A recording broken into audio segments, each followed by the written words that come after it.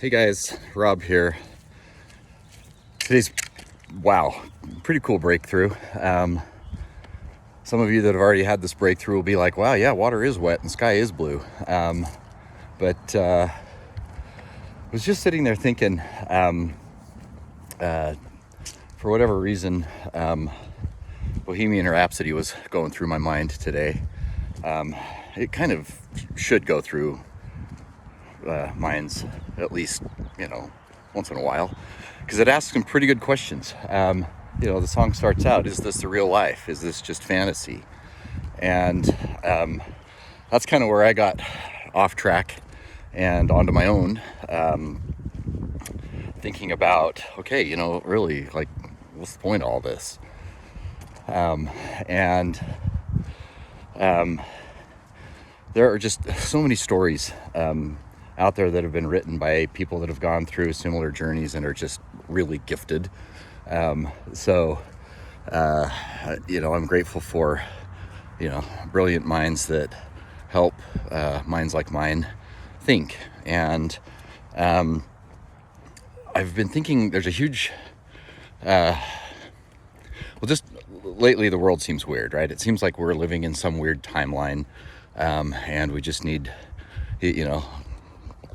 if you're familiar with the Marvel Universe, we just need Doctor Strange to kind of go back and get us into the right one. But the reality is, now this is it. Like, this is life, and what's real. And I always think a lot in terms of also the movie The Matrix. So hopefully you're familiar with it. But like in The Matrix, Keanu Reeves' character kind of realizes that maybe the Matrix isn't actually real life, and that maybe there's life outside the Matrix.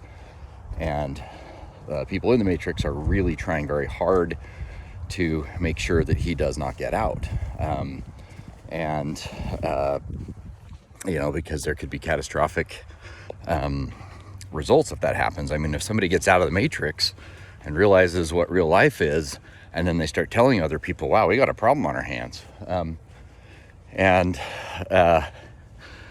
It's interesting because I'm, obviously these are stories, and I'm trying to, essentially right now what I'm trying to do is write my own owner's manual for life. Turns out nobody can write it for you. It's not just readily available.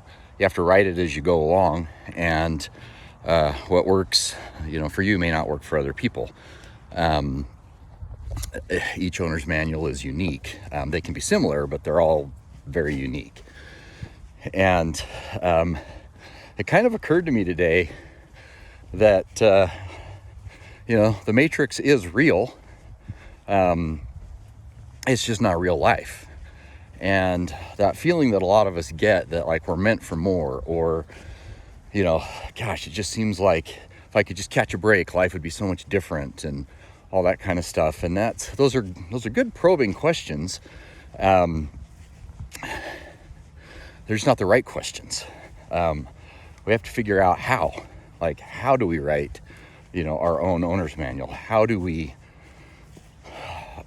take in all this information that's around us and figure out what's real? The Matrix is just, it's society, right? It's all of things that society has put together in a form that is somewhat recognizable, that reasonably popular patterns of behavior can play out in, and it seems safe. I mean, it's really hard to recreate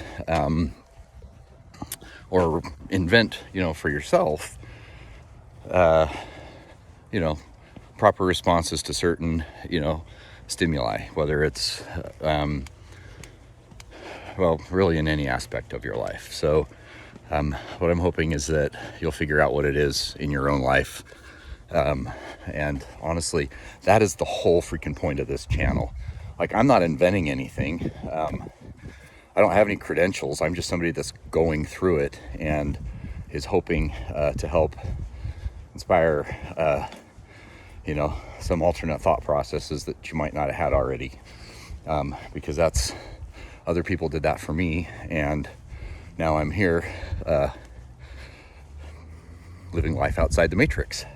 It's new, it's scary, I'm just barely learning, but the Matrix is necessary for a time, and some people are really happy living in the relative safety of, the confines of society, and it blows my mind, but some people just love being told what to do. I'm not one of those people. I need to live authentically. I need to live, my real life. And when I'm sitting there saying, I think I'm meant for more and all that, it's not that I have any delusions of grandeur. It's just that staying stuck in old generations of, thought and behavior patterns is not for me. It's helpful, and it gives a history of, kind of where I started and where I am today, but like where I want to be is, happily living outside the Matrix. They say, the most powerful, person can be a one-eyed person in a field of blind people. But I don't care about that. I don't want to lead. I just want to live my own life, and but live it with both eyes wide open,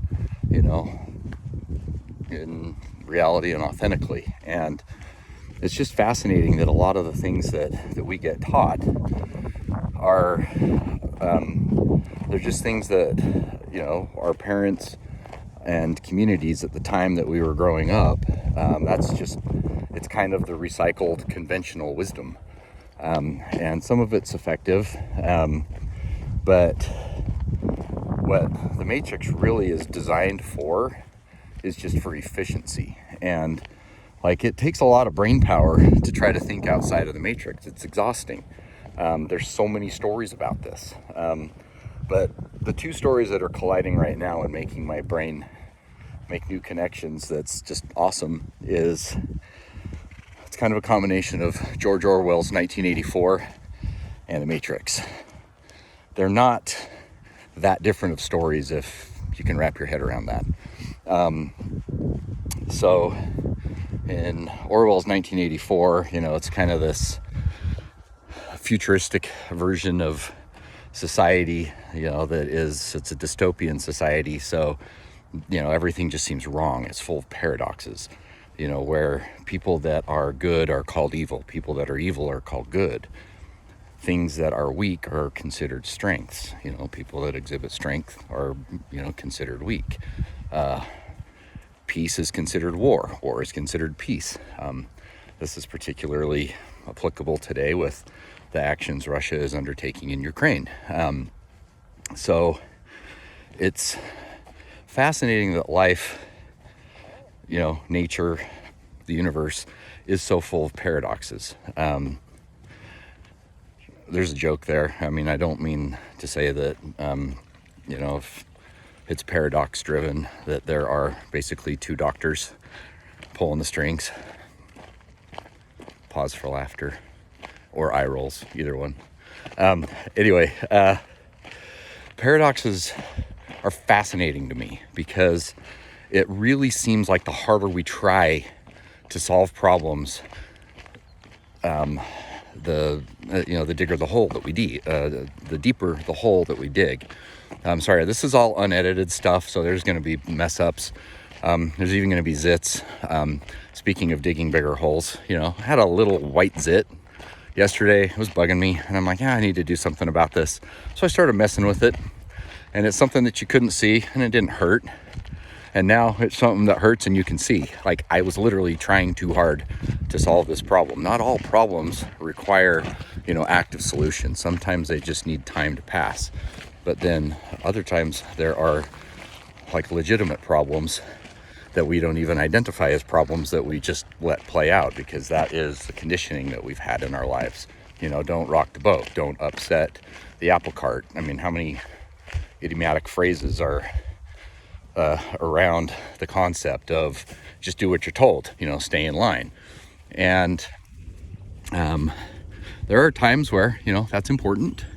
But there are times where it is also extremely important to live your truth and and learn what it is, because a lot of times we don't even know. We just we didn't ask to get born.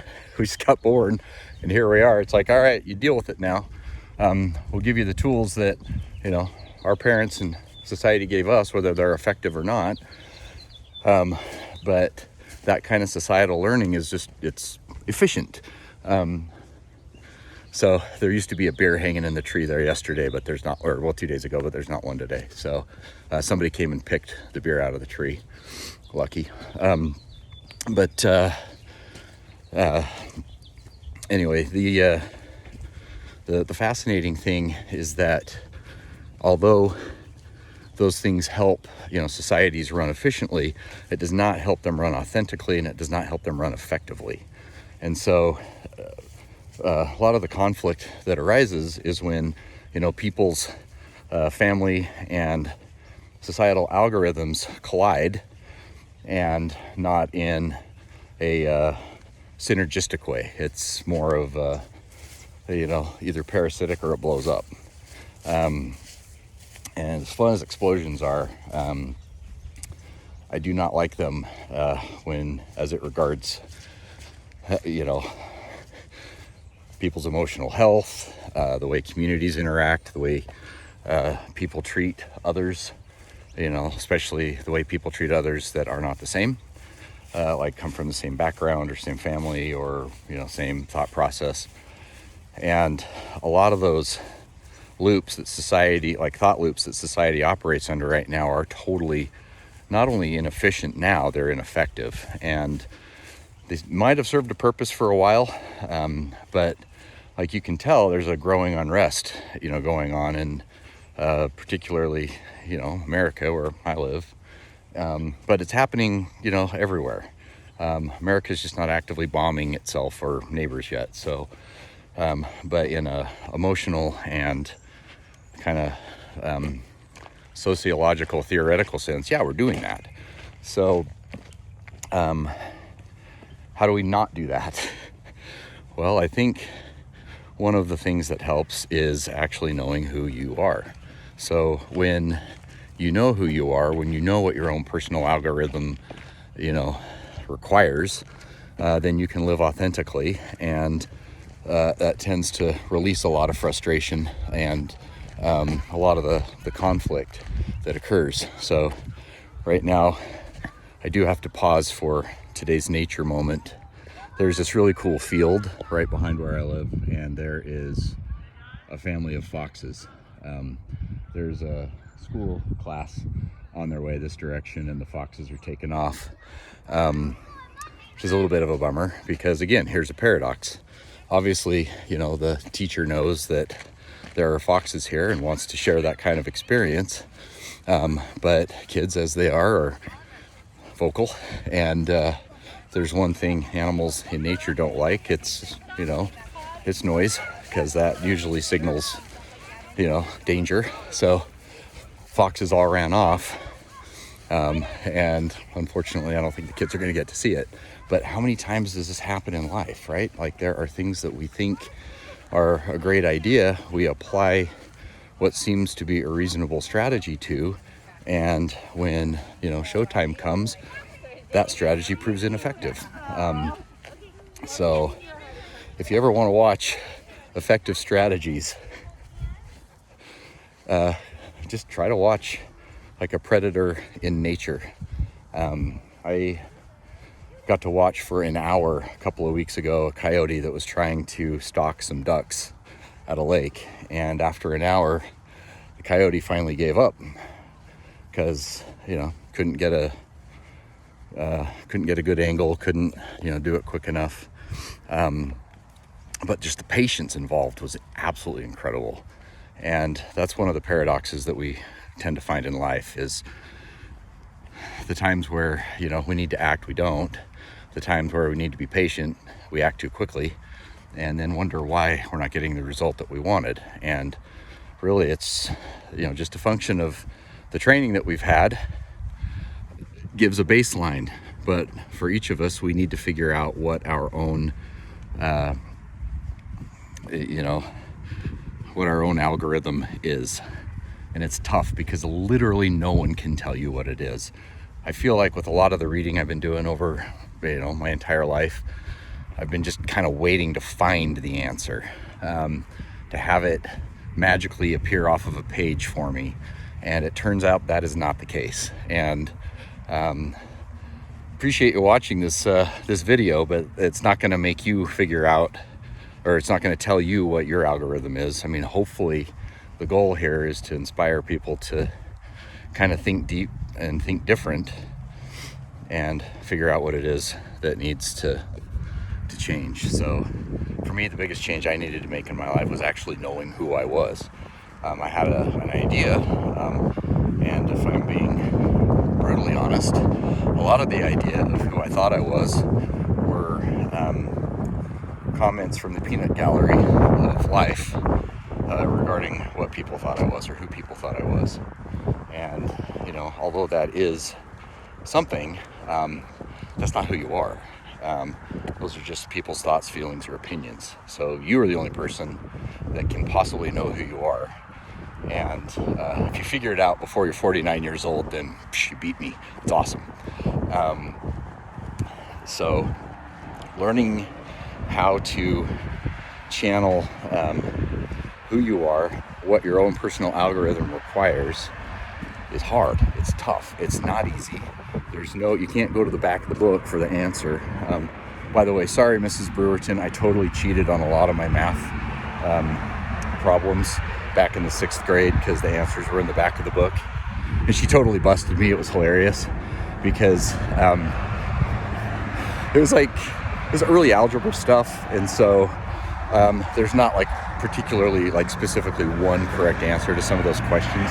And in the back of the book, it said answers may vary. Oh my gosh, this fits perfect with this. So like in life, we can have the same question, but answers may vary. But I thought I was being really smart and being able to get away with her not being able to tell that maybe I didn't authentically do my homework that night. Instead of writing answers may vary like it said in the back of the book, I'm not making this up. I legit wrote answers can change, which is also true. But anyway, in life, there is no textbook. There are no answers, that are universally applicable. There are some concepts that are, but this is just kind of a really long, rambling way of saying, the Matrix is real, but it is not real life. Real life exists outside of the Matrix, and it's unsafe, it's scary, but it's real. That's where I want to be. It's not that I want to be scared or unsafe, I just want to be real. And the reason why living life outside the Matrix is scary and unsafe is because society doesn't teach us how to live outside of it. They teach us how to live inside it. And so at first, it can be a little scary, it can be a little tough, especially when there are strong cultural forces at play that really want you to basically be what a family unit or a societal unit is expecting you to be. I've never been those things, and it's been kind of a challenge in some ways, but now understanding who I am, what I want to be, and why I want to be it has made all the difference in the world. So you can do this.